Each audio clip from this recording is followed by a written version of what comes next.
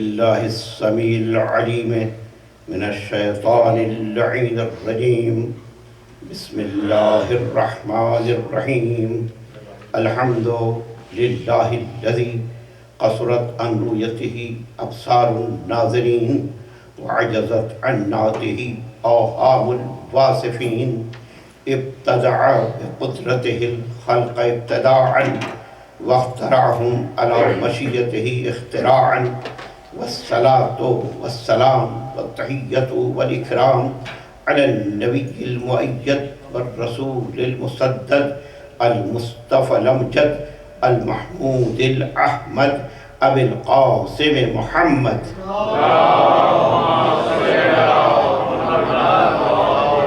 وآله الطيبين الطاهرين المعصومين المظلومين الهداة المهديين الذين هم منار الهدى ومصابيح الدجى والقربة الوثقى الذين أذهب الله عنهم الرجس وطهرهم تطهيرا.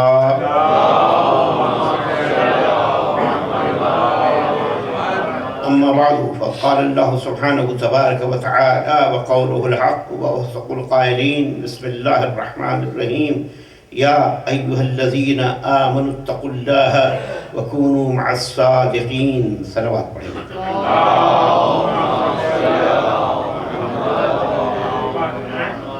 سامعین محترم، آج ہم 11ویں امام حسن عسکری علیہ السلام کی شہادت کے سلسلے میں جمع ہوئے ہیں کہ ان کے بارے میں ہم جانیں، ہمیں معلومات ہوں، ہم علم حاصل کریں ان کے بارے میں کہ آپ کی شہادت کس طرح ہوئی اور آپ نے اپنی حیات طیبہ، حیات مبارکہ میں کیا کیا کام انجام دیے.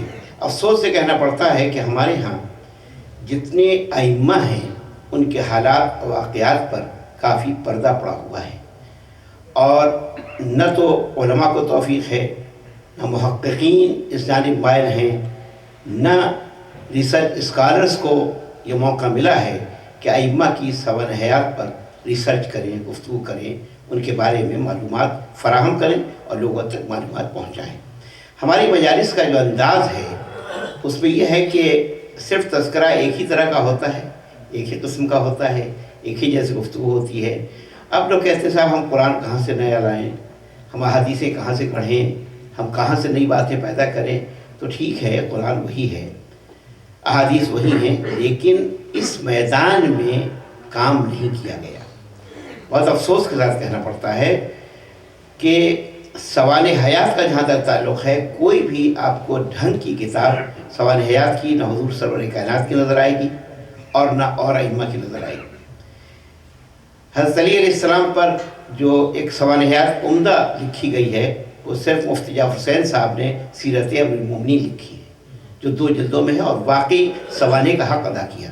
ورنہ جس طرح شبلی نعمانی نے سیرت النبی لکھی ہے، اس طرح کی کوئی کتاب نہیں لکھی گئی، یا جس طرح تفہیم القرآن مولانا مودود نے لکھی ہے، اس انداز کی کوئی تفہیم والی کتاب نہیں ہے. ہمارے یہاں بہت بڑی کتابیں ہیں، المیزان 20 جلدوں میں، اور اس طریقے سے جو ہے ابھی عربی میں اردو میں کچھ ترجمہ ہو رہا ہے، یا مثلا تفسیر نمونہ ہے جو آئی ہے.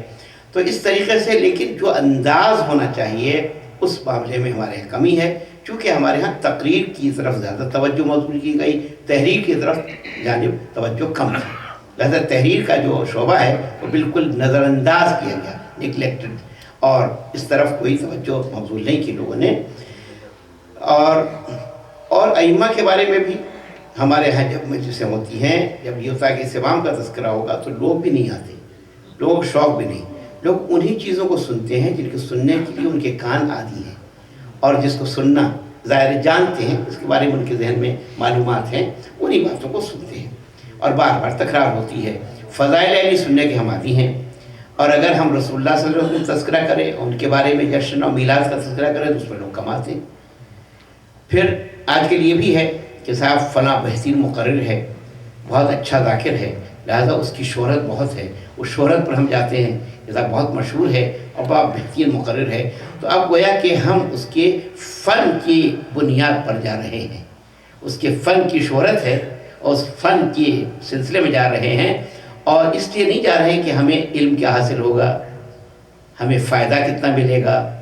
ہم نے جو یہ 2 مہینے 8 دن تک مجلسیں کی ہیں، مجلس میں آئے ہیں، تو اصل میں ہر شعبے میں حیات کے، جب یہاں پر آپ اس ملک میں رہتے ہیں، جو پروفیشن سے تعلق رکھتے ہیں، کسی بھی شعبے سے ہوں، خواہ وہ ڈاکٹر ہوں یا انجینئر ہوں یا کسی شعبے میں ہوں، ان کے ریفریشر کورسز ہوتے ہیں، اور وہ جاتے ہیں اور ریفریشر کورس کر کے جو معلومات سال بھر میں ہوتی ہیں ان سے استفادہ کرتے ہیں۔ لیکن یہ مظلوم شعبہ ایسا ہے کہ یہاں پر کوئی ریفریشر کورس نہیں ہے۔ البتہ شیعوں کو یہ حاصل ہے اپرچونٹی کہ 2 مہینے کا جو ہے سلسلہ، یہ ریفریشر کورس ہے شیعوں کے لیے۔ 2 مہینے 8 دن میں ایک کورس ہوتا ہے۔ علماء کا تو خیر ہے ہی نہیں سلسلہ کہ وہ جائیں اور ریفریشر کورس حاصل کریں، لیکن بہرحال عوام الناس کے لیے، مومنین کے لیے یہ ہے، اور دوسرے مذاہب میں نہیں ہے۔ اب دوسرے مذاہب میں آپ جا کے دیکھیں گے تو ان کے ہاں صرف ایک جمعے کا خطبہ ہوتا ہے، اس پہ جتنا علم ان کو مل جائے اتنا ہے، بس اس سے زیادہ آگے نہیں ہے۔ لیکن الحمدللہ ہمارے ہاں سیدہ زینب ثانی زہرا سلام اللہ علیہا نے جو انسٹیٹیوشن قائم کیا ہے، جو ادارہ قائم کیا ہے، اور ادارہ مجلس کا ادارہ ہے، یہ عزاداری ہے۔ عزاداری یقیناً ہمارے دین کی بقا کا سبب ہے، ہمارے شریعت کی بقا کا موجب ہے، اور اسی نے، عزاداری نے دین کو بچایا ہے، شریعت کو بچایا ہے، اسلام کو بچایا ہے، قرآن کو بچایا ہے، تعلیمات آل محمد کو بچایا ہے۔ چونکہ اس میں عزاداری کی توسط سے، اس کے وسیلے سے، اس کی وساطت سے ہم قرآن کی آیات بھی پڑھتے ہیں، احادیث کا بھی تذکرہ ہوتا ہے، اور سیرت ائمہ بھی بیان کی جاتی ہیں۔ لیکن افسوس یہی ہے کہ وہ بیان نہیں ہوتی، کرنی چاہیے لیکن کما حق کو نہیں۔ تو یہ جو ہم اب جائزہ لیں، اس سے کہ ایک حدیث ہے مشہور، وَحَاسِبُوا قَبْلَ أَن تُحَاسَبُوا، تم اپنا محاسبہ کر لو قبل اس کے کہ تمہارا محاسبہ کیا جائے۔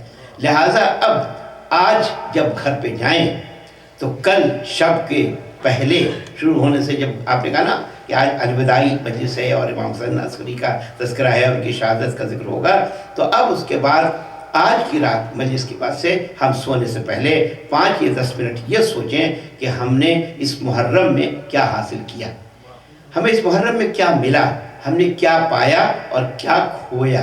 آپ کے حساب کما لیں، ہم کھو بھی سکتے ہیں، ایسا تو نہیں ہو سکتا۔ دیکھیے کیا پایا کیا کھویا، دونوں لفظوں پر غور کیجیے گا۔ دیکھیے مولوی فرماتے ہیں نہج بلاغہ میں کہ ما جالس احد ھذا القرآن الا قامن ہو بزیادت اور نقصان، جب بھی کوئی قرآن کی بزم میں بیٹھتا ہے، قرآن کی صحبت اختیار کرتا ہے، تو 2 ہی صورتیں ہیں، یا زیادتی ہوگی یا کمی ہوگی۔ اب کمی کیسے ہو سکتی ہے؟ تو مولا فرماتے ہیں زیادتی ہوگی ہدایت میں اور کمی ہوگی گمراہی میں۔ تو اب جو ہم نے پایا ہے، ہدایت پائی ہے اور گمراہی کھوئی ہے، یعنی ضلالت ختم ہوئی ہے، گمراہی ختم ہوئی ہے، جو نقائص تھے وہ ختم ہوئے ہیں، جو کمی ہے وہ ختم ہوئی ہے، اور ہدایت میں اضافہ ہوتا گیا۔ تو واقعی ہم جائزہ لیں کہ ہمارے ایمان میں کیا فرق آیا، ہماری عبادات میں کیا فرق آیا، ہمارے عمل میں کیا فرق آیا، ہمارے کردار میں کیا فرق آیا، ہمارے اخلاق میں کیا فرق آیا۔ درود پڑھیں بکل محمد۔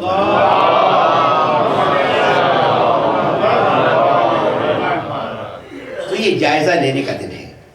اب امام کے بارے میں دوستوں نے بھی، اس لیے کہ دوستوں کو موقع نہیں ملا، دشمنوں نے تذکرہ کیوں کیا؟ وہ دشمن ہے، دشمن کیوں کرے گا؟ ہسٹورین جو ہیں ہمارے ہاں مورخین، اب اتنے بھی مجمع بیٹھا ہے، اس میں اکثر لوگ طبری سے واقف ہوں گے، طبری، تاریخ طبری، پھر تاریخ ابن خلدون سے واقف ہوں گے، پھر تاریخ کامل ابن اسیر سے واقف ہوں گے، پھر ابن کثیر نے البدایہ والنہایہ لکھی ہے اس سے۔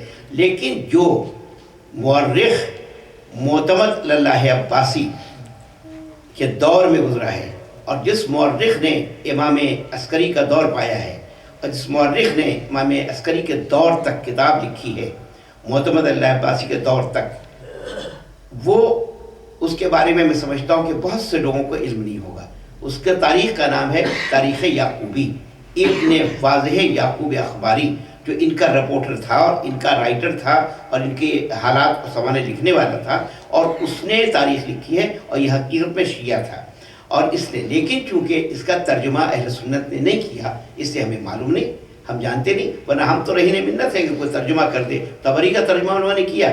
ویسٹرن کنٹری بھی اس تاریخ یعقوبی سے ناشنا ہے، اس لیے کارلائل نے، گبن نے اور بہت سے لوگوں نے ان کا حوالہ نہیں دیا، کیونکہ وہ آشنا ہی نہیں ہے اس کتاب سے، جس کتاب میں واقعی اتنے خوبصورت انداز میں اہل بیت کے فضائل ہیں، اور اتنے خوبصورت انداز میں تذکرہ ہے دین کا، شریعت کا، مذہب کا، قرآن کا، کہ واقعی اور کتابوں میں نہیں ہے۔ ہسٹری کی تمام کتابیں اس کتاب کی محتاج ہیں، لیکن اس کتاب کی طرف ہماری توجہ نہیں ہے، تو علم کی دنیا کی طرف ہماری توجہ ہونی چاہیے۔ یہ ایک ذریعہ ہے علم حاصل کرنے کا، اور شیعہ نے حیدر کرار جو اپنے آپ کو کہتے ہیں، شیعوں کا تو اصل تعلق علم سے ہے، نالج سے ہے، معلومات سے ہے۔ مولا فرماتے ہیں اپنے دیوان میں، ایک شعر امام نے کہا ہے جو دیوان منسوب ہے، فَقُمْ بِعِلْمٍ وَلَا تَطْلُبْ لَهُ بَدَلًا، آمادہ ہو جاؤ علم حاصل کرنے کے لیے، اس کا کوئی بدل تلاش نہ کرو۔ الناس موتا، تمام انسان مردہ ہیں، وَأَهْلُ الْعِلْمِ أَحْيَاءُ، صرف صاحبان علم زندہ۔ صاحبان علم کو زندہ کہلانے کا حق ہے، اور تمام انسان مردہ ہیں، بالکل just like dead bodies، ہے نا، there is no substitute for the knowledge۔ لہذا اس کے لیے آپ لوگ آمادہ ہو جائیں، تیار ہو جائیں۔ تو یہ انسٹیٹیوشن ہے، یہ ادارہ ہے جس نے ہمیں علم دیا ہے، جس نے ہمیں معلومات فراہم کی ہیں، اور امام حسن عسکری علیہ السلام جن کا میں تذکرہ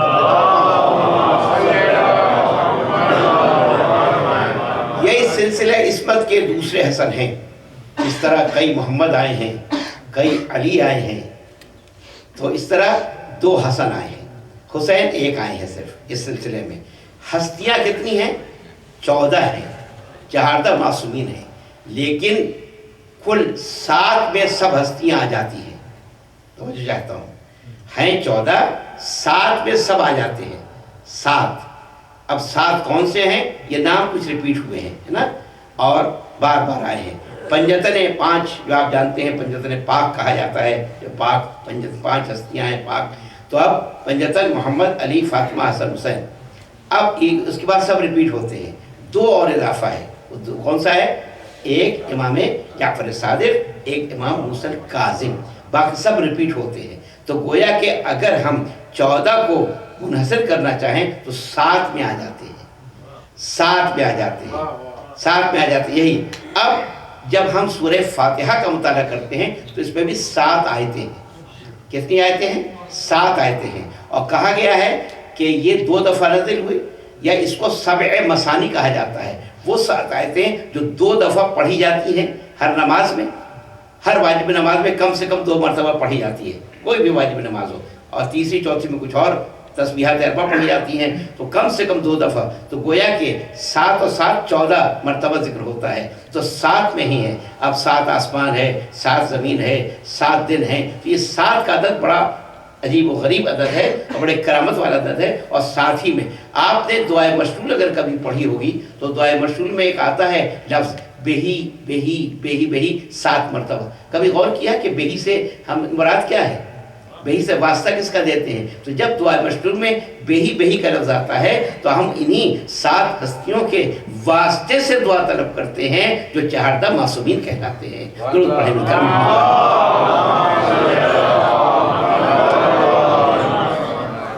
تو یہ حسن ثانی ہے۔ اب ان کی کنیت جو ہے وہ زکی بھی ہے، عسکری بھی ہے، اور ابن الرضا بھی ہے۔ ابن الرضا، امام رضا کے بعد جتنے ائمہ ہیں سب ابن الرضا کے نام سے موسوم ہیں۔ امام محمد تقی علیہ السلام بھی، امام علی نقی علیہ السلام بھی، امام حسن عسکری علیہ السلام بھی فرزند رضا، ابن الرضا کے نام سے۔ اور اسی لیے جو رضوی سادات ہیں امام رضا سے نسل سے امام محمد تقی ہے، تو اب وہ تقوی بھی ہیں، وہ رضوی بھی ہیں، وہ جوادی بھی ہیں۔ جوادی اور تقوی اور رضوی تینوں ایک ہیں، یہ الگ الگ نہیں ہے، کہیں آپ سمجھیں کوئی کسی کی نسل سے ہوگا، کسی کی نسل سے ہوگا، نہیں، سب ایک ہے۔ امام حسن علیہ السلام جو ہے سن عسکری علیہ السلام، عسکری کیوں کہتے ہیں؟ کیونکہ عسکر ایک محلہ ہے وہاں پر سامرہ میں، اس لیے بھی کہتے ہیں، یا یہ کہ عسکر لشکر کو کہتے ہیں، عسکر کسے کہتے ہیں؟ لشکر کو۔ اور وہ جو سامرہ ہے وہ چھاونی تھی جہاں فوج رہا کرتی تھی. بنو عباس نے اسے مرکز بنایا تھا، اور جب متوکل نے اپنی افواج کی نمائش کی، امام علی نے السلام کو دکھایا کہ یہ فوج ہے میری اتنی بڑی، تو امام نے اپنی وہ آسمانی فوج دکھلائی کہ جو عام لوگوں کو نظر نہیں آتی، جو جنگ بدر میں بھی اللہ تعالیٰ نے جسے کا مظاہرہ کرایا تھا. اگر آپ کو یاد ہو، صرف ہمارا کام اشارہ کرنا ہوتا ہے، سمجھنا آپ کا کام ہے. اب سمجھانے کی ذمہ داری میری نہیں ہے کہ میں سمجھاؤں گی، لیکن یہ اتنا کام آپ بھی کریں. درود پڑھ مل کر محمد علیہ وسلم. اصل میں مسئلہ طرفین کا ہوتا ہے، طرفین کا مسئلہ ہوتا ہے سمجھنے اور سمجھانے کا. صرف کام ہوتا ہے پڑھنے والے کا، مقرر کا، کہ اشارات کرے، کنایات کرے، وہ بتاتا چلا جائے یہ کیا ہے. تو جنگ بدر میں بھی نصرکم اللہ بدر من تم اذلہ، ہم نے بدر میں تمہاری مدد کی جب تم شکست کھا رہے تھے، اور فرشتوں سے مدد کی. اور اللہ نے 3000 4000 اور 5000 فرشتے بھیجے، اور اس طریقے سے فرشتے لڑ نہیں رہے تھے، تلوار نہیں چل رہے تھے، صرف تعداد کو دکھا رہے تھے. اللہ دکھانا چاہتا تھا کہ تعداد زیادہ ہے. تو جب اس نے دکھانا چاہا اور اپنے متوکل نے تعداد، تو امام علی نے کہا ارے تم ہی تعداد دیکھو ذرا اللہ کا لشکر کتنا ہے. تو پھر بھرو ہو گیا اور کام چلے گیا. تو اب عسکری اسی وجہ سے، عسکر کی وجہ سے عسکری. اور 4 سال کی عمر میں امام مدینے سے جب تشریف لائے ہیں اپنے والد کے ساتھ، تو 4 سال عمر تھی. کل سلسلے میں 28 سال آپ کی عمر رہی ہے. 28 سال دنیا میں رہے ہیں، 28 سال. اب آپ بتائیے سب سے کم عمر سلسلے اس وقت میں امام محمد تقی علیہ السلام کی ہے، جو 25 سال دنیا میں رہے. 25 سال سب سے کم عمر ہے، اور 28 سال امام عسکری کی عمر ہے. اور 260 میں آپ کی شہادت ہوئی ہے. تو یہ بہت کم وقت جو ہے آپ کو ملا ہے، لیکن اس کے باوجود جو ہمیں ملتا ہے اور روایت ملتا ہے کہ اس کے باوجود آپ نے بہت زیادہ دین کے کام اور فرائض انجام دیے ہیں. میں نے اس آیت کی تلاوت کی تھی، آپ کہیں گے صاحب اس کا تو آپ نے ترجمہ ہی نہیں کیا. اور آیت میں نے شروع کی تھی اے ایمان والو تم اللہ کا تقوی اختیار کرو اور سچوں کے ساتھ ہو جاؤ. آج ایماندار موجود ہیں یا نہیں؟ ایمان والے ہیں. تو ان سے کیا کہا جا رہا ہے کہ اے ایمان والو تم متقی بن جاؤ، تقوی اختیار کرو. تو ایمان والوں سے متقی بننے کے لیے کہا جا رہا ہے. اور جب متقی، تو صرف مومن بننا کافی نہیں ہے، بلکہ مومن کے ساتھ متقی بننا بھی ہے. مومن، امیر المومنین جو ہیں ان کے 2 ہیں، امیر المومنین اور امام المتقین. مومنین کے امیر اور متقین کے امام. تو اگر ہم مومن ہوں گے تو وہ ہمارے امیر ہوں گے، اور اگر ہم متقین ہوں گے تو وہ ہمارے امام ہوں گے. ہمیں اپنے کو ثابت کرنا ہوگا کہ ہم مومنین میں سے ہیں، ہمیں واضح کرنا ہوگا کہ ہم متقین میں سے ہیں. تو اسی لیے وہ امیر المومنین بھی ہیں اور امام المتقین بھی ہیں. تو یہ جو کہا گیا اے ایمان لانے والو تم تقوی اختیار کرو، یعنی متقی بنو. اور کیا ہے؟ وَكُونُوا مَعَ الصَّادِقِينَ، اور صادقین کے ساتھ ہو جاؤ. تو پتہ چلا صادقین کے ساتھ کسے ہونا ہے؟ صاحبان ایمان کو. تو آج صاحبان ایمان ہیں یا نہیں؟ جب صاحبان ایمان ہیں تو آپ خود سوچیں کہ ان سے کہا جا رہا ہے تقوی اختیار کرو، اور کس کے ساتھ ہو جاؤ؟ صادقین کے. تو صادقین کا وجود ہونا چاہیے یا نہیں؟ تو قرآن کی یہ آیت واضح کرتی ہے کہ جب صاحبان ایمان کا وجود ہے تو پھر صادقین کا وجود ہونا چاہیے. یعنی آج بھی صادقین ہیں اور ہر دور میں صادقین کو رہنا چاہیے، چاہے اور کوئی آیت نہ ہو وجود امام کے لیے. لیکن یہی مختصر سی آیت امام کے وجود کو ثابت کرتی ہے کہ جب صاحبان ایمان کائنات میں موجود ہیں تو ان کا اور رہنما جو صادقین کے نام سے ہیں ان کا وجود لازمی، ضروری اور لابدی ہے. درود پڑھیں.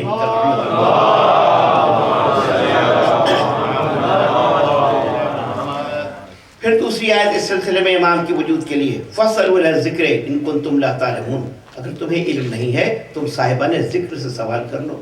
تو سوال کرنے والے آج ہیں یا نہیں؟ سوال کرنے والے ہیں. جب سوال کرنے والے ہیں تو جواب دینے والے کو بھی ہونا چاہیے. اور اہل ذکر کسے کہتے ہیں؟ صاحبان ذکر. اب ذکر قرآن میں 2 کے لیے آیا ہے، ذکر رسولہ بھی آیا ہے، اور اِنَّا نَحْنُ نَزَّلْنَا الذِّكْرَ وَإِنَّا لَهُ لَحَافِظُونَ، ہم نے ہی ذکر کو نازل کیا، ہم ہی اس کے محافظ ہیں. تو پتہ چلا کہ ذکر رسول کا بھی نام ہے اور ذکر قرآن کو بھی کہا گیا. تو پتہ چلا ذکر، اہل ذکر کون ہوں گے؟ جو قرآن کے بھی وارث ہوں گے اور رسول کے بھی وارث ہوں گے.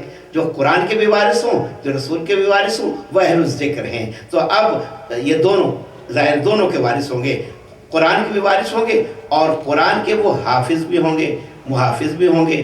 اب آپ کہتے ہیں صاحب قرآن کے حافظ تو بہت ہیں. ہم جہاں دیکھتے ہیں قرآن کے بڑے بڑے حافظ نظر آتے ہیں ہمیں، اور قرآن حفظ کرتے ہیں، اور جناب تراویح اتنے لوگ پڑھاتے ہیں پوری دنیا میں، بڑے بڑے حافظ قرآن ہیں۔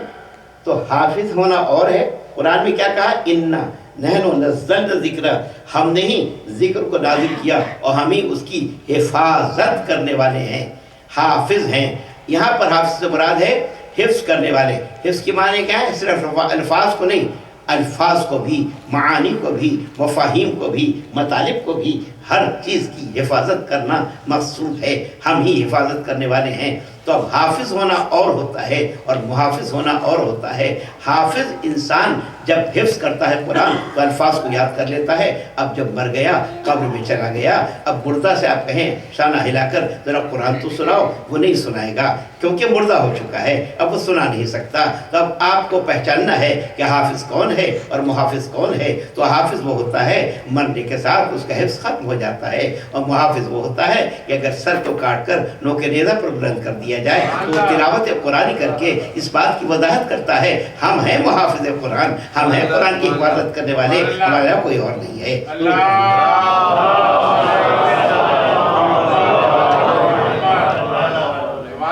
دیکھیں جو مجلس ہے یہ کلاس سے ڈیفرنٹ ہوتی ہے۔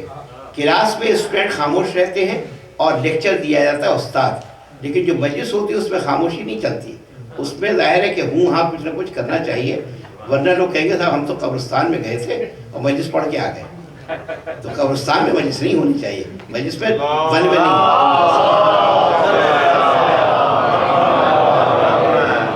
میں سمجھتا ہوں کہ مجمع کو کسی کی نظر لگ گئی، ورنہ یہاں میں پڑھ چکا ہوں ماشاءاللہ بڑا رسپانس ہوتا ہے، لیکن لوگ کہتے ہیں نہیں رسپانس نہیں، لوگ جو توجہ سے سنتے ہیں اس لیے بیچ میں نہیں بولتے، کیونکہ بڑی توجہ ہوتی ہے۔ 2.5 مہینے کے تھکے ہوئے، ہاں تھکے ہوئے، مومن کبھی نہیں تھکتا، مومن کے لیے تھکن نہیں ہوتی، کبھی تھکن نہیں ہوتی۔ اچھا اب قرآن کی تیسری آیت اس سے پڑھ رہا ہوں، قد جاءکم من اللہ نور و کتاب مبین، اللہ کی جانب سے تمہارے پاس نور آیا اور کتاب مبین آئی، نور بھی آیا ہے اور کتاب مبین بھی آئی ہے۔ تو اب نور کیا ہے؟ کتاب مبین کا ذکر ہوا۔ بعض لوگ کہتے ہیں دھوکہ دیتے ہیں یہ نور سے مراد قرآن ہے، اگر قرآن ہے تو کتاب مبین تو خود کہہ رہی ہے کتاب مبین آئی، روشن کتاب بھی آئی ہے تو اور اس کے ساتھ نور بھی آیا ہے۔ تو اگر روشن کتاب ہے تو نور کہاں چلا گیا؟ تو پھر ماننا پڑے گا کہ نور کا بھی وجود ہے، ماننا پڑے گا کہ نور بھی موجود ہے، جب روشن کتاب موجود ہے تو نور بھی موجود ہے۔ ظاہر ہے آپ کو زیادہ زحمت نہیں دینا چاہتا اس سلسلے میں، اور انشاءاللہ پھر میں وعدے کروں گا جب تقریر کروں گا امام زمانہ کے سلسلے میں انشاءاللہ پرسوں اور ان کے ظہور کے سلسلے میں، اس سلسلے میں پھر ہم باتیں کریں گے۔ آپ کی ولادت 10 ربیع الثانی 232 میں ہوئی تھی اور آپ کی شہادت 8 ربیع الاول 260 میں ہوئی، کل 28 سال آپ نے عمر پائی۔ اور القاب میں آپ کی کنیت جو ہے ابو محمد ہے۔ اس ابو محمد خیر ہے کہ یہ آپ جو حدیث سنتے ہیں نا، اول محمد وسط محمد وآخر محمد کل محمد، ہمارا اول بھی محمد ہے، ہمارا وسط بھی محمد ہے، ہمارا آخر بھی محمد ہے، اب سب کے محمد، آغاز بھی محمد ہے اور انجام بھی محمد ہے، شروع میں بھی محمد ہے اور آخر میں محمد ہے۔ اور اس کی ایک مثال دیتا چلوں اور آپ مثال سے سمجھ جائیں گے۔ دیکھیے بات یہ ہے کہ ایک جس وقت کوئی کسان ہوتا ہے اور زمین میں ایک بیج ہوتا ہے، بیج بو دیتا ہے زمین میں، دانہ چھپا دیتا ہے، یہ بات دانہ اور فرزانہ کے لیے ہے۔ ایک دانے کو چھپا دیتا ہے اور جب دانہ چھپ جاتا ہے تو اس میں سے کھوپر نکلتی ہے، دانہ آتا ہے لیکن دانہ نظر نہیں آتا، چھپایا تھا، اب نظر کب آتا ہے؟ وہ آخر میں نظر آتا ہے، وہی دانہ جو چھپا تھا وہی دانہ آخر میں نظر آتا ہے۔ پتہ چلا جو اول ہے وہی آخر ہے، جو اول ہے وہی آخر ہے، جو ظاہر ہے وہی باطن ہے، والاول والآخر والظاہر والباطن، وہی اول ہے وہی آخر ہے وہی ظاہر ہے وہی باطن ہے۔ درود پڑھ مل کر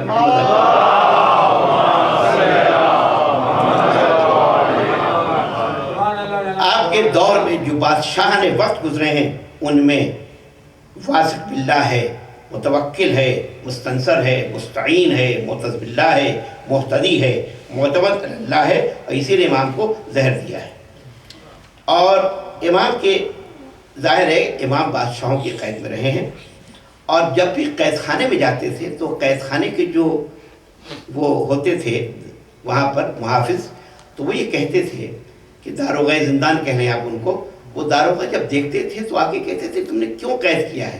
ہم نے انہیں دیکھا ہے ہمیشہ نماز پڑھتے رہتے ہیں، ہمیشہ روزہ رکھتے رہتے ہیں، دن کے وقت روزہ رکھتے ہیں، کئی یعنی امام موسیٰ عظیم علیہ السلام کے دور سے دیکھیں کہ جتنے بھی داروغہ زندان رہے سب متاثر ہوئے ہیں، اور متاثر ہو کر انہوں نے کہا کہ ہم امام کو کوئی تکلیف نہیں، کہا جاتا تھا قید امام مشقت، انہیں قید و بند میں رکھو. کیوں؟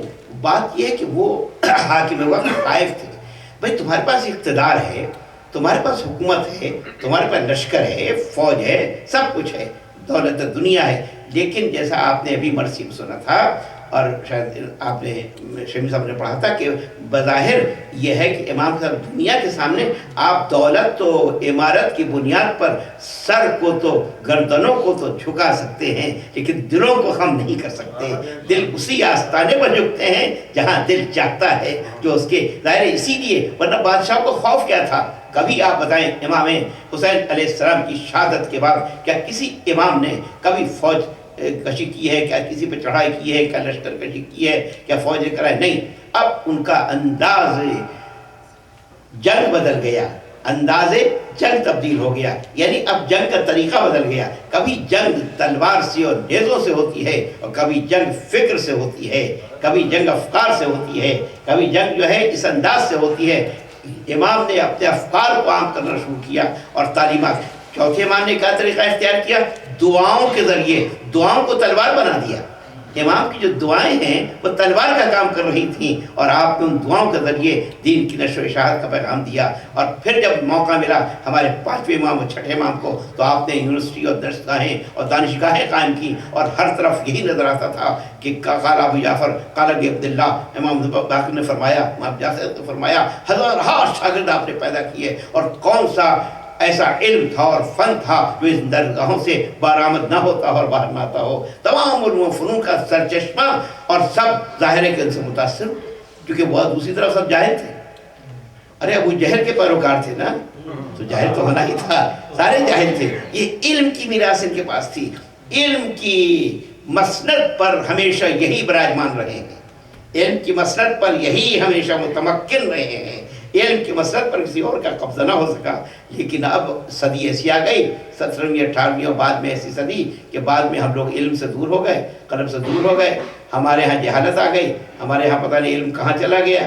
اور واقعی وہ نشر ہو رہا تھا، اور میں نے ٹی وی سے دیکھا ایک پروگرام نشر ہو رہا تھا کہ جب آکسفورڈ یونیورسٹی بن رہی تھی، جب یہاں پرنسٹن یونیورسٹی بن رہی تھی، جب دنیا میں کالج بن رہے تھے، تو لوگ ہماری عمارتیں بنا رہے تھے، بڑی بڑی شاندار عمارتیں بن رہی تھیں، اور معلوم ہوا کہ آثار بن رہے تھے، تاج محل بن رہے تھے، محبت کی نشانی بن رہی تھی، اور وہاں پر یونیورسٹی بن رہی تھی، دانشگاہیں بن رہی تھیں. تو لیکن اسلام میں سب سے پہلے جنہوں نے کوششیں کی ہیں دانشگاہی اور یونیورسٹی بنانے کی، وہ ہمارے اور آپ کے 5ویں اور 6ٹھے امام ہیں، جن کی کوششوں سے علم عام ہوا اور ہر جگہ پھیلا ہے. صلوات پڑھیں.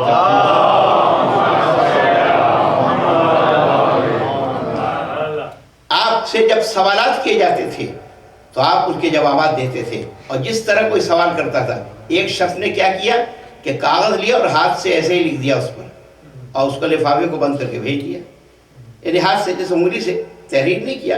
تو امام کو اور وہ کہا کہ خط بھیجا ہے، تو امام نے کہا تم نے جو ہاتھ سے لکھا تھا وہ میں نے سمجھ لیا. پھر امام نے اس کا جواب دیا کہ تم کون ہو، نام بھی نہیں لکھا. تو آپ نے جواب دیا، نام بھی لکھا اور یہ پتہ بھی لکھا، اور کہا کہ تم فلاں شخص ہو، تم نے یہ لکھا ہے. تو اب وہ تو ہاتھ سے لکھ رہا تھا، کیسے پتہ چلے گا؟ اس کے معنی امام ہمارے وہ ہوتے ہیں جو دلوں کے راز سے بھی آشنا ہوتے ہیں، ان سے کوئی شے غافل نہیں ہوتی، کوئی شے پوشیدہ نہیں ہوتی، کسی شے سے وہ غافل نہیں ہوتے، اور وہ جانتے ہیں. اور اسی بات کو امام نے واضح کیا تھا. اگر آپ کو یاد ہوگا یہ واقعہ، جب امام رضا علیہ السلام پہلی مرتبہ پہنچے ہیں، نیشا پور جا رہے تھے، تو راستے میں آپ نے اور جب روانہ ہوئے ہیں تو ایک جنازہ دیکھا تو موسیٰ ابن سیار ساتھ ساتھ ہیں. مناقب نے شعراء میں یہ واقعہ موجود ہے. موسیٰ ابن سیار کہتے ہیں امام نے جو ہی جنازہ دیکھا فوراً اپنی سواری سے اتر پڑے، جنازے کو کندھا دیا.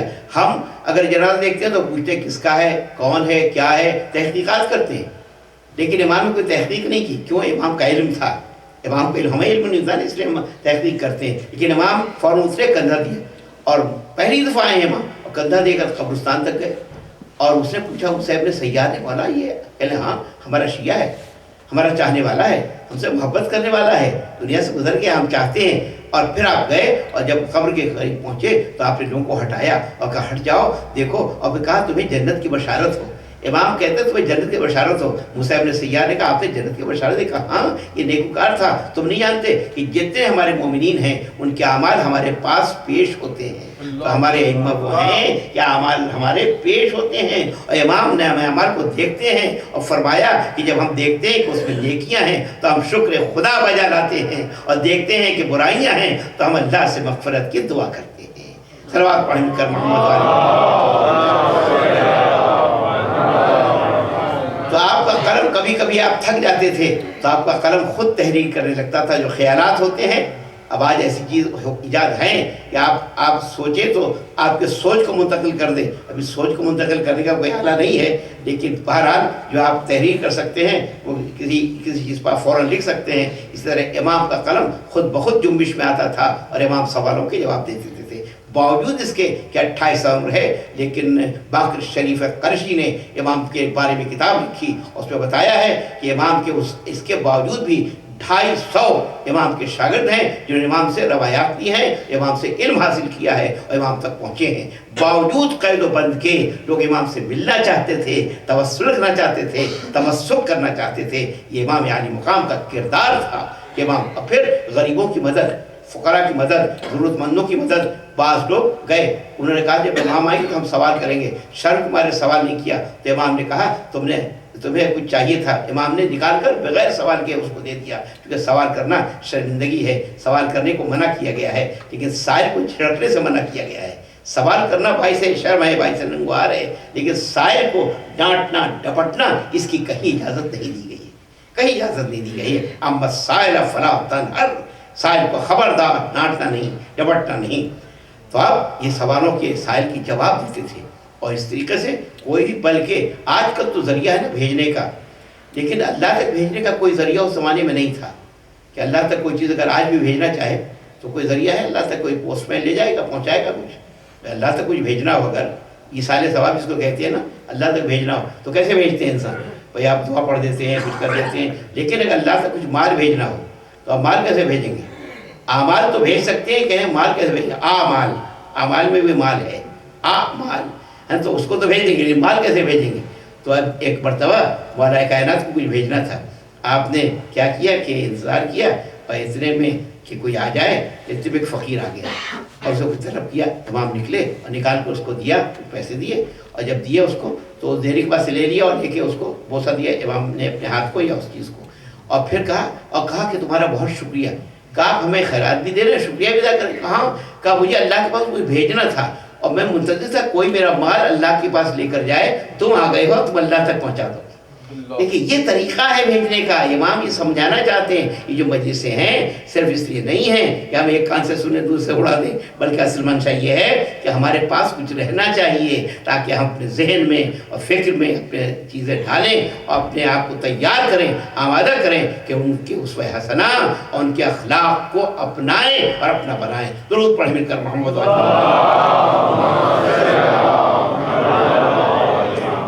جو مستعین تھا اس کے دور میں، اس نے ایک گھوڑا خریدا، بہت خوبصورت گھوڑا تھا، وہ بڑا سرکش تھا، اور وہ سرکش گھوڑا کبھی طرح نہیں مانتا تھا، کسی طرح بڑی کوشش کی اس پر سوار ہونے کی، گھوڑا گرا دیتا تھا۔ اس نے لوگوں نے کہا کہ بھئی تمہیں امام سے نجات پانی ہے، لہذا ایسا کرو کہ امام سے کہو کہ اس گھوڑے پہ سوار ہو جائے، امام گر جائیں گے، مر جائیں گے، تم نجات پا جاؤ گے، تم سے چاہتے ہو نا تو چھٹکارا حاصل کرنا۔ اس کا یہ طریقہ بڑا اچھا بتایا۔ خیر اس نے امام سے کہا کہ آئیے، اور امام تشریف لے گئے اور کہا یہ گھوڑا حاضر ہے اور آپ جو ہے ذرا تھوڑا سا اس پر سواری تو کیجئے۔ اب یہ نہیں کہا کہ آپ کے لیے ہے، کیا سواری کیجئے؟ امام نے کہا ٹھیک ہے۔ امام گھبرانے والے، اب ظاہر ہے کہ ہمارے امام کو سمجھتے ہیں لوگ، ہمارے امہ جو ہیں جو محراب عبادت پہ رہتے ہیں وہ کچھ نہیں جانتے، لیکن امام ہمارے جب بھی کبھی مقابلہ ہوا ہے تیر اندازی میں ہمارے امام سے بڑھ کر کوئی نہیں تھا، تلوار زنی میں امام سے بڑھ کر کوئی نہیں تھا۔ اب ہم لوگ کہیں گے صاحب آج کل کے لوگ کیا جانتے ہیں اور کیا نہیں جانتے، وہ الگ مسئلہ ہے، لیکن امام ہمارے ہر میدان میں آگے تھے، معصوم تھے، اور اللہ تعالیٰ کی جانب سے علم لدنی حاصل کر کے آتے تھے۔ گھوڑے پہ بیٹھے اور بیٹھنے کے بعد سے آپ نے گھوڑا جو ہے ان کے سامنے متی ہو گیا۔ اب اس پہ بتائیں حکمت کیا ہے، علم کیا ہے، بتانا کیا ہے؟ بات یہ کہ جانور جو ہے، جانور، انسان افضل ہے یا جانور افضل ہے؟ انسان افضل ہے۔ جانور تو امام کی شناخت رکھتا ہے، امام کو پہچانتا ہے، امام کی عظمت کو جانتا ہے، امام کی بڑائی اور بزرگی کو سمجھتا ہے، وہ ان کے سامنے سر جھکا دیتا ہے۔ وہ کیسے بدبخت انسان تھے جو امام کی معرفت نہ رکھتے تھے، ان سے تو یہ جانور ہی اچھے تھے جو امام کو پہچانتے تھے۔ وہ موتی ہو گیا، جھک گیا، امام نے سواری کی، اور جب رام ہو گیا اور سواری، تو اب لوگوں نے دیکھا اور دیکھ رہے تھے کہ امام آسانی سے جا رہے ہیں اور گھوم رہے ہیں سر۔ اس نے کہا حضور آپ یہ اس کو لے لیجئے، اس کو اسے معلوم تھا کہ اگر میں بیٹھوں گا تو یہ مجھے گرا دے گا۔ اس نے امام کے وہ حوالے کر دیا، امام کو سپرد کر دیا۔ تو یہ جو ظاہری چیزیں ہیں یہ امام کے لیے کوئی حیثیت نہیں رکھتی، اصل میں یہ امام کا بڑا کارنامہ ہے۔ اور ان کارناموں میں سے 2 واقعات میں بیان کروں گا، اور سب سے بڑا کارنامہ جو امام کا تھا وہ تھا اس دور میں لوگوں کے عقیدے کو درست کرنا، جہاں عقیدہ متزلزل ہو جائے۔ اور آپ لوگ بھی اجتناب کیا کریں ایسے افراد سے جو عقیدوں پر ضرب لگائیں، جو عقیدوں کو چوٹ پہنچائیں، جو عقیدے میں ڈرائل ڈالیں۔ اس سے ہو سکتا ہے کہ بعض لوگ عقیدے کے بارے میں اگر کوئی بات کرتا ہے، جیسے توحید کا عقیدہ ہے، یہ نبوت کا عقیدہ ہے، یہ قیامت کا عقیدہ ہے، یہ امامت کا عقیدہ ہے، یہ جو ہمارے مسلمات ہیں، جو طے شدہ باتیں ہیں، ان کے بارے میں اگر کوئی ڈسکس کرتا ہے تو یقیناً وہ کوئی ایجنڈا ہے یا کسی غرض سے کر رہا ہے یا اس کی اپنی نااہلی ہے۔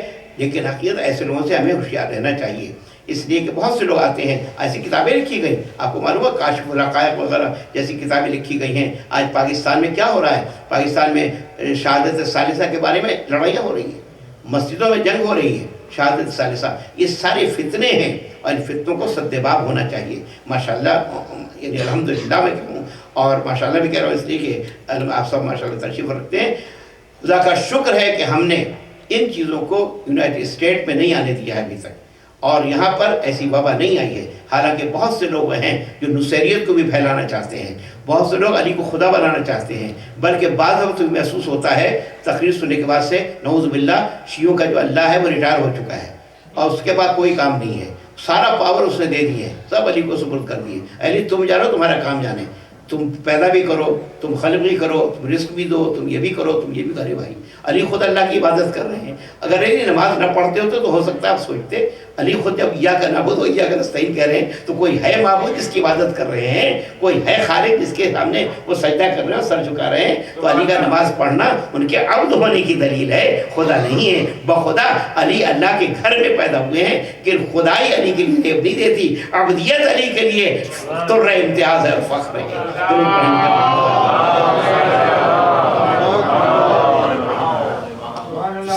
سب سے بڑا کام جو کیا ہے وہ ہے قرآن کی حفاظت، کیونکہ یہ عدیل قرآن ہے۔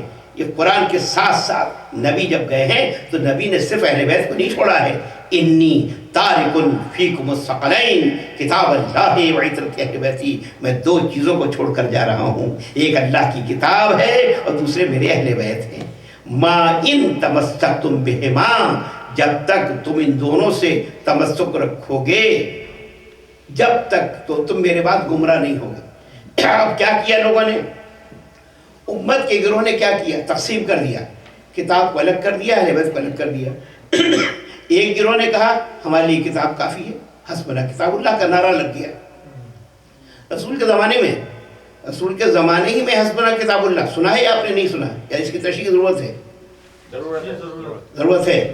دیکھیے حضور کا دور ہے، جمعرات کا دن ہے، رسول مرض موت میں مبتلا ہیں، آخری وقت ہے مرض موت میں، اور اس کے بعد آپ کا انتقال ہوا ہے۔ یہ ربیع الاول کے مہینے میں، یہ بعض لوگ کہتے ہیں لیکن ہمارے نزدیک صفر کا مہینہ ہے، 28 صفر کو شہادت ہوئی ہے۔ یہ اس سے پہلے 25 یا 26 صفر کا واقعہ ہے کہ رسول بیماری کے عالم میں ہے، اور لوگوں نے، حضور نے فرمایا ایتونی بقرطاس، کمرے میں لوگ موجود ہیں اس میں رسول کے حجرے میں، ایتونی بقرطاس، یہ بخاری کے الفاظ ہیں، مجھے کاغذ دو، اکتب لکم کتاباً، میں ایسی تحریر لکھ دوں کہ میرے بعد تم گمراہ نہ ہوگے، تمہارے گمراہی سے بچانے کے لیے تحریر لکھ دوں۔ تو معلوم ہے کسی صاحب نے کہا، میں نام نہیں لیتا، حسبنا کتاب اللہ، ہمارے لیے کتاب خدا کافی ہے، جبکہ کتاب خدا سے 2 رکعت نماز بھی ثابت نہیں ہوتی۔ توجہ چاہتا ہوں، صبح کی 2 رکعت نماز کتاب میں نہیں ہے، کتاب میں نماز پڑھنے کا طریقہ نہیں ہے، کتاب میں روزہ رکھنے کا طریقہ نہیں ہے، کتاب میں حج کرنے کا طریقہ نہیں ہے، کتاب یہ کوئی پکچر کی کتاب نہیں ہے، تصویر نہیں ہے اس میں اس طرح ڈیمانسٹریشن۔ تو کتاب صامت ہے، کسی ناطق کی ضرورت تھی جو اس کا محافظ ہو۔ کتاب کہتی ہے وہ عمل کر کے دکھاتا ہے،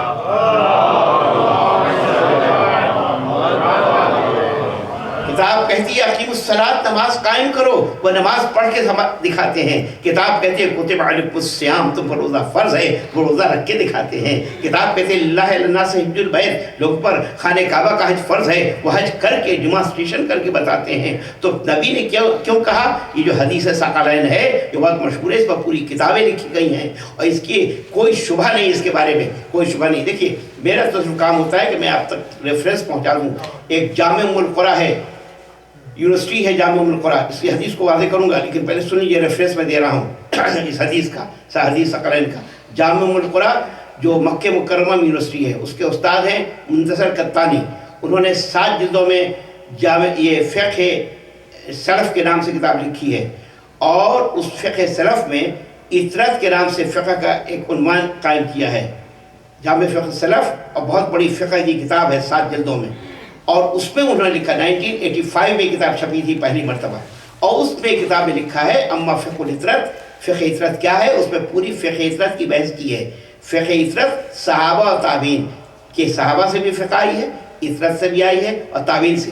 فقہ اطرت سے فقہ فاطمہ زہرا، فقہ علی مرتضیٰ، فقہ حسن مجتبیٰ، فقہ حسین علیہ السلام، انہوں نے محمد حنفیہ کا نام بھی لکھا ہے، انہوں نے زید شہید کا نام بھی لکھا ہے، اور اس کے بعد سے وہ لکھتے ہیں کہ یہ فقہ امام محمد باقر اور فقہ امام جعفر صادق تک، اور پھر کہا ہے اما الظفر بفقہ الاطراء ظفر بالعلم والہدیٰ، اگر تم کامیابی سے پہنچ جاؤ فقہ اطرت تک تو یہ علم کی فتح ہے، یہ ہدایت کی فتح ہے نا، یہ کامیابی ہے، اور پھر نجات ہے اس میں، ظفر، اور یہاں تک کہ تم نجات پا جاؤ، نجات پا جاؤ۔ وہ آپ کے عمل کیوں نہیں کرتے بھائی؟ لکھنے والے نے لکھ دیا ہے، عمل کرنے والوں کو ذمہ داری عمل کرے۔ اس سے میں ملا نہیں ہوں لیکن کتاب میری لائبریری موجود ہے، اس کا نام ہے معجم فقہ سلف، فقہ سلف کی معجم، معجمان انسائکلوپیڈیا، تو یہ ہے، اس پہ لکھا ہے۔ اور پھر لکھا ہے کہ حضور نے کیوں، اس لیے کہ حضور نے 1 لاکھ سے زائد مجمع میں فرمایا تھا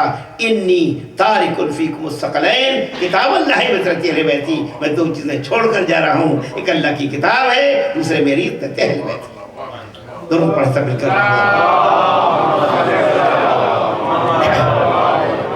تو جب حضور نے مانگا تھا نا مجھے کاغذ دو تو لوگوں نے نہیں دیا، کہا ان کا تو دماغ چل گیا، نعوذ باللہ۔ انشاءاللہ میں کل کی تقریر میں کچھ چیزیں وضاحت کروں گا، ان کا دماغ چل گیا ہے، اور نبی کی نبوت پہ الزام لگا رہے ہیں، نبی کے عقل پہ الزام لگا رہے ہیں، عقل ان کی ختم ہو گئی، نبی کے عقل پہ الزام لگائے۔ میں انشاءاللہ آیت قرآنی کے ذہن میں پیش کروں گا کہ کیا تھا ان کا مقام وہ لوگ۔ اور پھر نبی نے کہا قم عنی، نکل جاؤ میری بارگاہ سے۔ 2 دفعہ تو آواز آئی ہے، ایک دفعہ جب اللہ نے ابلیس کو نکالا تھا، اخرج انک رجیم، نکل جا تو لعنتی ہے، وان علیک لعنت الی یوم الدین، قیامت تک تجھ پر لعنت ہوگی۔ اور دوسرے پیغمبر نے نکالا ہے، نکل جا میری بزم سے، چلا جا میری بزم، قوموا عنی، ہمارے پاس سے چلے جاؤ۔ تو آپ 2 چیزیں چھوڑ کر گئے، یہ حدیث ہے، ایک اللہ کی کتاب ہے، دوسرے اطرت اہل بیت ہے۔ تو اب جب یہ کتاب اللہ ہے تو اب کتاب اللہ میں ایک شخص تھا امام کے دور میں، 11ویں امام کے دور میں، جس کا نام تھا اسحاق کندی۔ یہ بڑا فلسفی تھا، عراق کا رہنے والا تھا، بڑا فلسفی تھا، بڑے اس کی شہرت تھی، بہت زیادہ شاگرد تھے، اور یہ تناقضات قرآن کے نام سے کتاب لکھ رہا تھا۔ تناقضات قرآن، قرآن کے تناقض یعنی کیا معنی؟ کنٹرڈکشن ان آیات، کنٹرڈکشن معنی ایک آیت دوسری آیت کی مخالفت کرتی ہے، یعنی قرآن میں کنٹرڈکشن ہے۔ جیسے آج کوئی آئے اور آپ کو آیات قرآن کے بارے میں شک و شبہ میں ڈال دے، اور ایک بارے میں کہہ دے، ایک بات کے بارے میں کہہ دے، جیسے کوئی کہہ دے نہج بلاغہ کے خطبہ صحیح نہیں ہے تو آپ پورے نہج بلاغہ قابل اعتبار نہیں رہے گی۔ اسی طرح اگر قرآن کی آیت کے بارے میں کہہ دے تو گویا کہ پورا قرآن قابل اعتبار نہیں ہوگا، پھر قرآن تو قابل اعتبار ہے نا، اور اس کے بارے میں کہہ دے تو قرآن ہی ختم ہو جائے گا۔ تو اس نے کتاب لکھنی چاہیے، بڑا محقق تھا، بڑا فلسفی تھا۔ جب امام حسن عسکری اسلام کو علم ہوا تو آپ نے کہا، ان کے شاگردوں کو بلایا اور شاگردوں سے پوچھا تمہیں معلوم ہے تمہارا استاد کتاب لکھ رہا ہے ایسی؟ کہا ہمیں معلوم ہے۔ کہا تم روکتے کیوں نہیں؟ کہا حضور ہم کیسے روکیں؟ تو امام نے اس کے 2 شاگردوں کو قریب بلایا اور کہا بیٹھو، میں تمہیں طریقہ بتاتا ہوں۔ طریقہ یہ ہے کہ تم استاد کی قربت حاصل کرو، جب نزدیکی حاصل کر لو گے جاؤ گے اور اس سے پوچھنا کہ تم جو یہ کتاب لکھ رہے ہو تناقض قرآن، یہ کیوں لکھ رہے ہو؟ تمہارا سبب کیا ہے؟ کیوں لکھنا چاہتے ہو؟ یہ کتاب کیوں لکھ رہے ہو؟ تمہاری غرض کیا ہے؟ تو وہ ظاہر ہے کہ وہ کہے گا کہ صاحب کتاب لکھنے کی غرض یہ ہے کہ اس میں اختلافات ہیں۔ تو کہا جو تم نے معنی سمجھے ہیں کیا وہی معنی اللہ نے مراد لیے ہیں؟ توجہ چاہتا ہوں. دیکھیے یہ مشہور جملہ ہے، معنی شعر بھی بطن شاعر، شعر کے معنی شاعری سمجھتا ہے. بھئی جو ہے نا غالب کی 70 شرحیں لکھی گئیں، تو اب ظاہر ہے کہ غالب کی کیوں لکھی گئیں؟ کیونکہ غالب نے ایک ہی معنی مراد نہیں ہوں گے.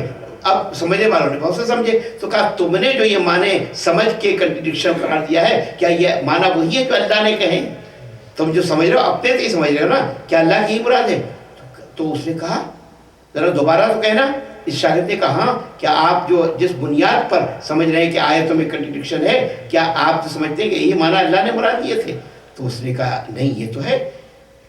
تو کہا کہ تمہیں یہ بات کیسے آئی؟ کہا حضور میں آپ کا شاگرد ہوں. کہا رہے جب استاد کی بات سمجھ میں نہیں ہے تو شاگرد کی کیا سمجھ میں آئے گی؟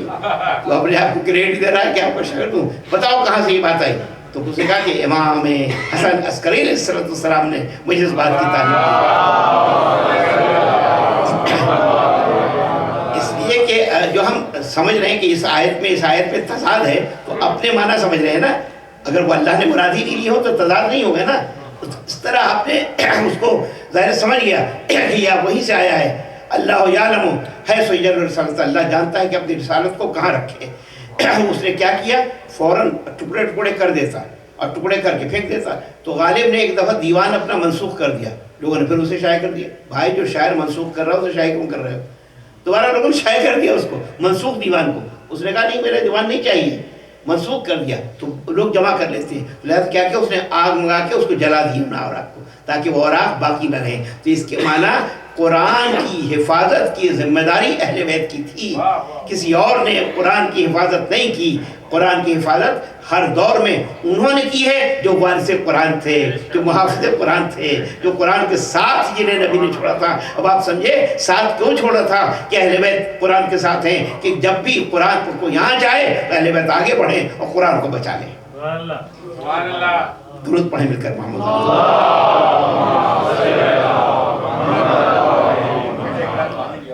دوسرا جو واقعہ نہیں ہے پانی ہے ہمارے دیگر بلندتر صلوات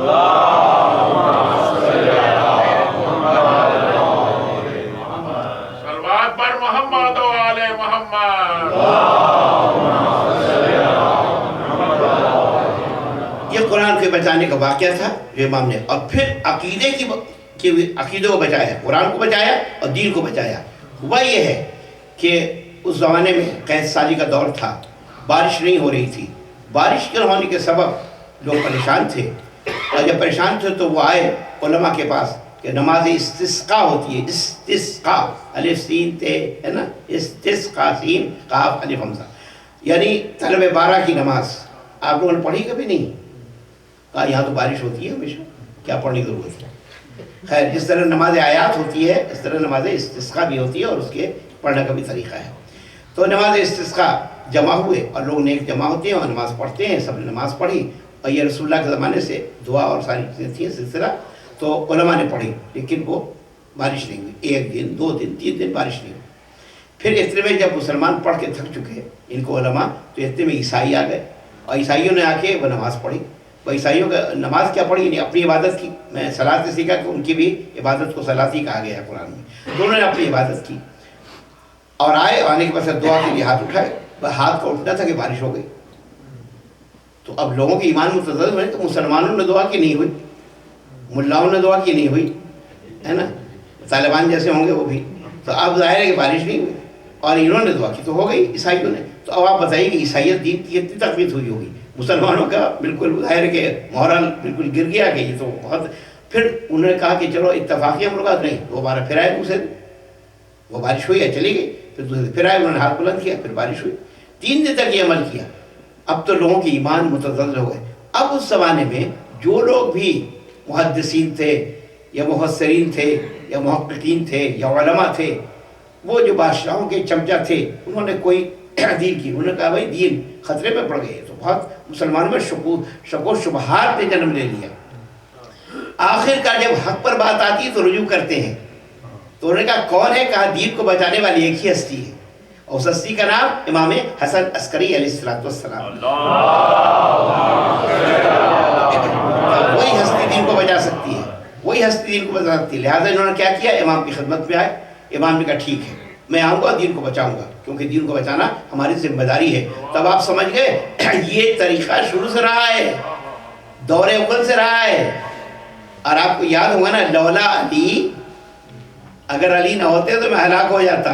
70 مرتبہ کی حساب نے کہا تھا، تو میں نے اس پہ حاشیہ لگایا کہ ایک دفعہ مولا کہہ دیا ہوتا تو اتنا بار بار لولا نہ کہنا پڑتا ہے نا. مولا کہہ دیا تو گھر پر آپ ہدایت پاتے رہتے. تب ہے کیا کہ یہاں بھی ان کو بلایا، آواز دی. اس کے معنی کیا ہیں؟ وہ سمجھ رہے تو علماء کہ ہم دین کے وارث نہیں ہیں، دین کے وارث یہی ہیں. وہ حاکم تصور کر رہا تھا کہ دین کے وارث یہی ہیں، حقیقی لحاظ سے ہم وارث نہیں ہیں. اب امام آئے، آنے کے بعد سے عیسائیوں کو بلایا گیا، اور جب وہ پادری نے ہاتھ اٹھائے ہیں دعا کے لیے تو امام نے کہا جاؤ، اس کے انگلیوں کے درمیان کوئی چیز ہے اسے لے آؤ.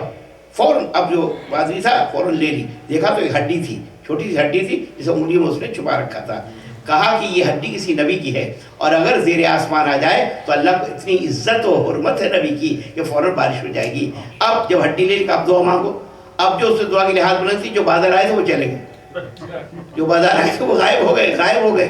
اب جناب تو امام نے کہا دیکھو اس کی دعا کا اثر نہیں تھا، ان کے کوئی مذہب کی کرامت نہیں تھی، اس ہڈی کی وجہ سے تھی. اب امام عالی مقام نے کہا آؤ. اب امام نے اہتمام کیا دعا کا، اور لوگوں کو بلایا، اور خاص طریقے سے اہل بیت نے دعا کی، اور دعا کے لیے ہاتھ بلند کیے. اور ہاتھ بلند کرنے کے بعد سے امام نے کہا اب جو بادل آئے، کہا یہ بادل یہاں کے لیے نہیں ہے. لوگ کہتے ہیں اتفاقی امر ہے، کہا یہ بادل کہیں اور جا رہے ہیں. پھر دوبارہ بادل آئے، پھر امام نے کہا یہ بادل کہیں اور جا رہے ہیں. تیسرے مرتبہ بادل کہا یہ اب یہاں پر برسات ہوگی. امام نے کہا اور برسات ہوئی. اس وقت امام نے یاد کیا ہے حضرت ابو طالب کو. توجہ چاہتا ہوں، بڑی توجہ، میں ختم کر رہا ہوں گفتگو. حضرت ابو طالب کو یاد کیا ہے، اس لیے کہ اس زمانے میں بھی قحط سالی تھی.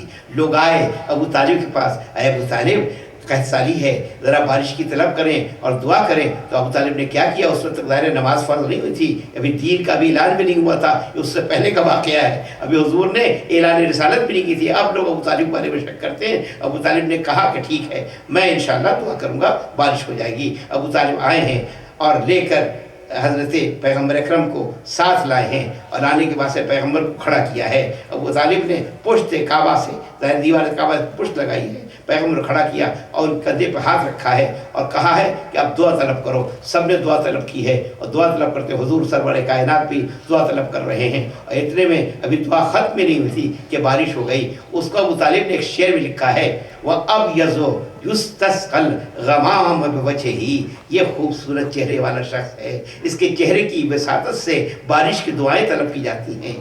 سمال الیتاما عصمت للاراملی. یہ تو یتیموں کا مولا ہے، یہ تو بیواؤں کا والی ہے، یہ وہ ہے. یہ اشعار اس وقت یہ شعر کہے تھے آپ نے اپنے قصیدے میں جب کہ ابھی دین کا اعلان بھی پیغمبر نے وہی نہیں آئی تھی. تو ابو طالب کو یاد کیا ہے، کہا واقعی ہمیں ابو طالب یاد آئے ہیں کہ انہوں نے دعا طلب کی تھی.